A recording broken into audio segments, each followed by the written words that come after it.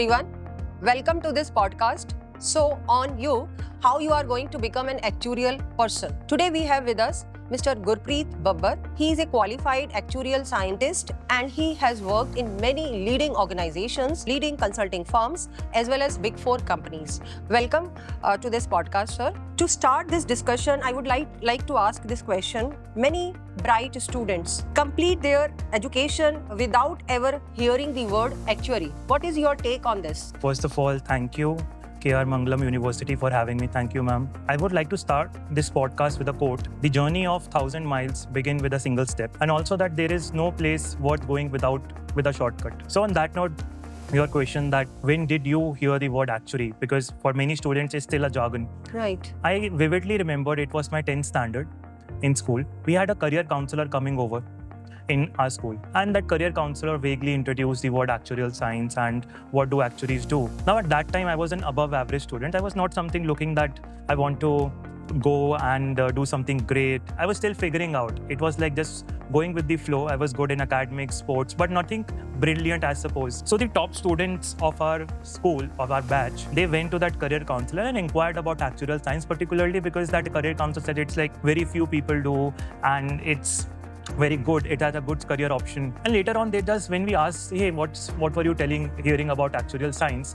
They brushed that idea because they felt that, hey, it's for the top people, top students to go with. And we're like, okay, we will figure out later anyway. So, but that was my first introduction of actuarial science. Okay. When I started my graduation, I was kind of figuring out that graduation is not enough. My neighborhood friend, one Saturday afternoon, I clearly remembered in December after our first semester, I'm studied from Delhi University. So he asked me that, why don't we go to North Campus for a lunch? I was delighted, like, let's go. On the way to the lunch, he told me that, hey, I have to attend demo class of second actuarial exam. Okay. And I was like, what's this actuarial exam? And this spoils our lunch plan. But he said, I have to. So he suggested me, why don't you go and attend the demo class of first actuarial exam. And I was like, okay, I will find a chair at the back. I will keep scrolling my phone. But that was a pivotal moment, turning point of my life. First time in my life, I felt that I'm liking what I'm studying. Whatever the teacher told in that 1.5 class, I felt that this is something that exactly happens in the economy. This is something very practical. All throughout my education career, I have been questioning that where these things would be applicable in our jobs or whatever we do. Right. But that time when I heard and learned about actuarial science, first it felt very practical. It felt that it's really useful. I'm liking it to study. Second, the prospects of actuarial science are very nice. And then there was no turning back. And many more students will start pursuing this great career option. Very nice. So our student will get great insight through our expert, Mr. Gurpreet. Now, my next question to you. For a student listening to this podcast for the very first time, how would you describe what an actuary actually doing and where this particular actuarial science course will lead to him in the future life period? Our actuarial people do a lot of complex things, but to keep things very simple, I would say that actuaries help people and organizations prepare for the future. Right. There is also a tagline that's attached to actuaries, making financial sense to the future. And future is uncertain. Right. So actuaries play that role. So very nice. You are basically an eye-opener to our student. They are getting good insight from you. Now I would like to ask my third question. There are few students, they hear words like pricing, reserving and valuation without ever being told what they mean. So could you please highlight something about it, decode all these words, what does basically describe about? Sure. In very simplistic demystifying these terms, pricing.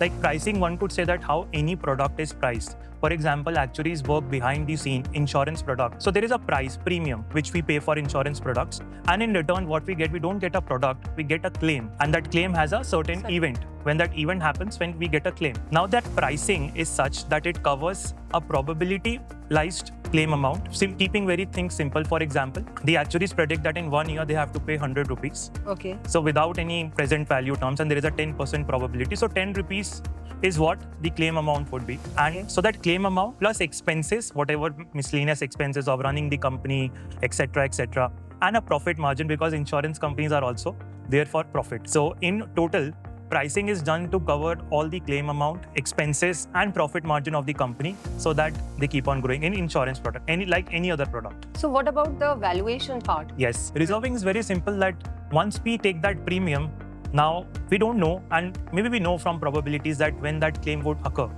So, our claim is something as simple as that we have to provide a surface of an amount when a claim occurs. So, claim is as to demystify for the audience. So, reserving is to keep an amount aside so that when that claim occurs, we are ready to pay that amount. And valuation is somewhere that we kind of assess our assets, liabilities, and other things in our company which tell about our financial strength. So that on paper, to ourselves, to the regulator, for the client, for the stock markets, we can value on a regular basis what is the value of our assets, liabilities, and what is our financial strength. Nice. So now many times our students are worried about it. Actuarial science, meaning lot of formulas, lot of mathematics, they are going to buried under these formulas. So how you are going to help them out in terms of this? Ki no, there are not all the formulas, but there are some logic, and because of which you are going to become an expert. Can you throw some light on it? And actuarial in itself, when we hear about actuarial science, it somewhere says that, or we believe that it's very mathematics.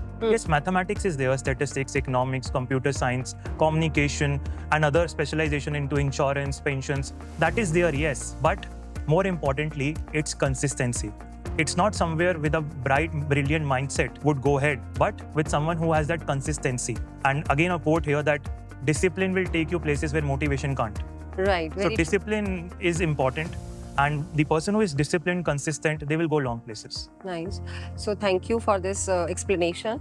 Now my next question is this, ki you might have passed some journey. So could you just take us through that particular journey? What was there in terms of your mind in your school days? And what was the thing which has motivated you just to enter into this actuarial science field? So can you tell us a little bit about your journey? During my graduation, I cleared 5 exams and started my professional career with a job. Now that story is also very interesting, how I got my first job, and where I would like to, of course, give a message also to the audience that networking is very important. True. Networking, good communication skills, and in today's time, AI fluency is very, very important. I got my first job through networking. At that time, there were a little hardship in jobs. Now in today's time, it's great. People can find a job at entry level. At that time, we were still figuring out. I went to a networking seminar of Actuarial Society, and there I met the president of that Actuarial Society, who was also leading a company's practice. Now everyone was kind of asking some similar questions that, so can we get a job or something?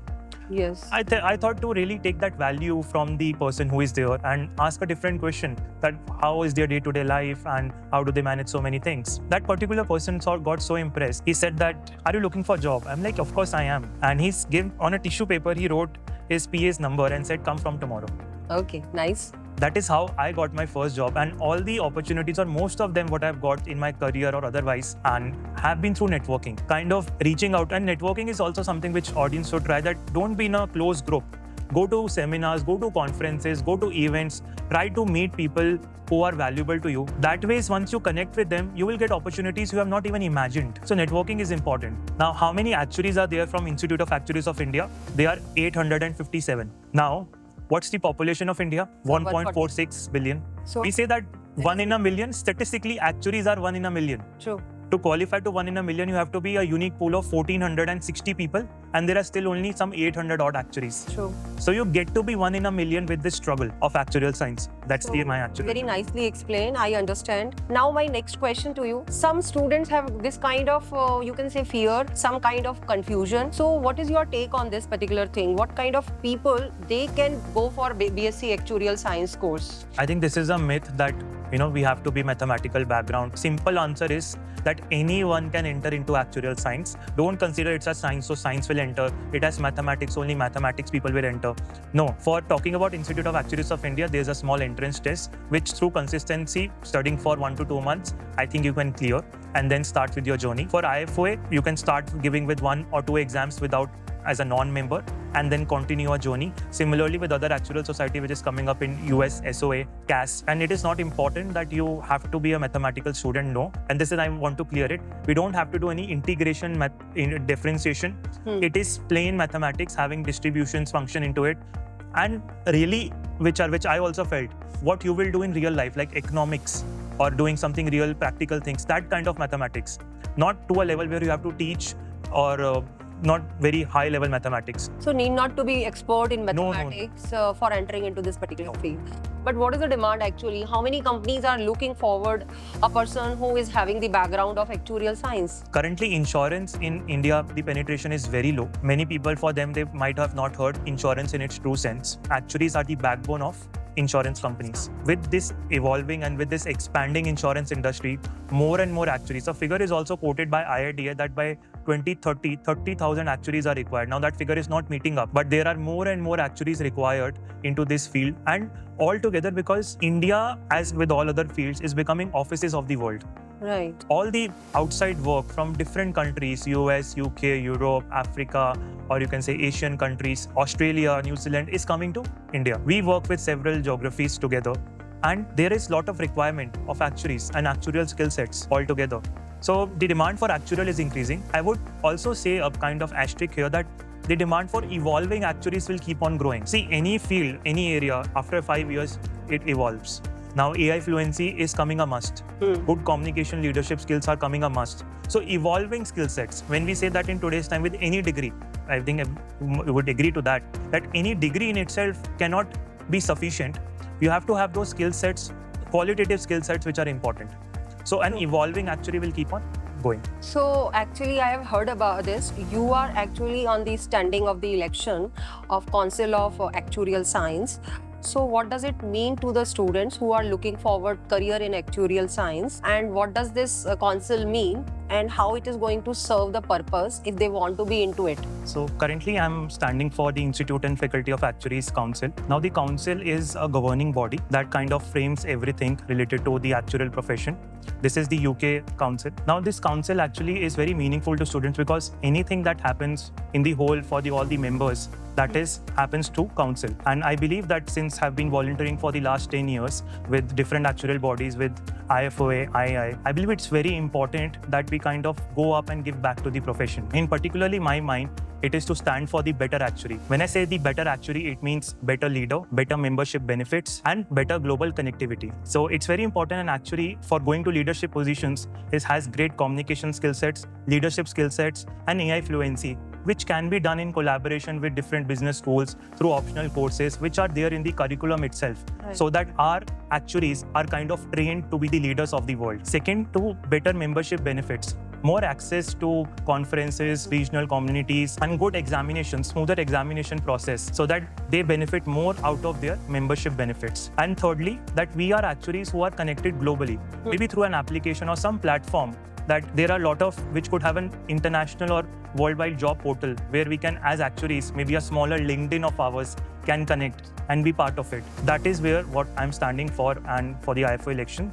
And yes, students who qualify, fellow associate members, they can also stand and represent in the council and give back to the profession. Now, my next question is this: if you are elected for this, what is your vision for the profession? I think, as I said, that it is to kind of frame the better actuary as a better leader, better membership benefits for them, better global connectivity. I feel that actuaries can do any kind of work, be it of course their actuarial profession or any other thing. Why don't actuaries we see in government? Why don't we see them in parliament? We don't see them in more wider fields. I think they have the right skill sets. It is just that we need to kind of shape them up to be those great leaders. Now, one question to you again. What is the one message which you would like to give to the wider community of actuarial people? I would like to hear from you. I think this applies to every profession, but would say in terms of actuary. Right. If you're only an actuary, you're not an actuary. I keep this messaging day in, day out, that in today's time, your degrees, qualifications are not what you need. You need sufficient. You have to do a lot more, which means a self-awareness. Now in today's world, we use AI, but how many of us have gone to the depth of it in understanding in terms? How many of us are very much have that communication skill set to convey anything complex to our stakeholders, be it our senior leadership, we are having a startup founder, anything. And then have those leadership skill sets to lead organizations, have those negotiation strategy skill sets. So these, and of course your data science and other things also definitely come into picture. But the message is that in today's time, you have to do a lot more. And that is with everything. You have to keep evolving. Change is the only constant. And for actuaries as well, you have to keep on evolving. And in that ways, your value will always keep skyrocketing. So let us do the rapid fire round. I just want to ask few questions and you have to answer in one sentence or one word. Sure. So my first question to you, sell this profession to an 18-year-old student. Get paid to do complex things which genuinely matter. The most overrated thing is about being an actuary. The stereotype that actuaries are just mathematics. One thing about this profession that badly needs to change. It's awareness. Only a few know about it, and we need a lot more people to know about it.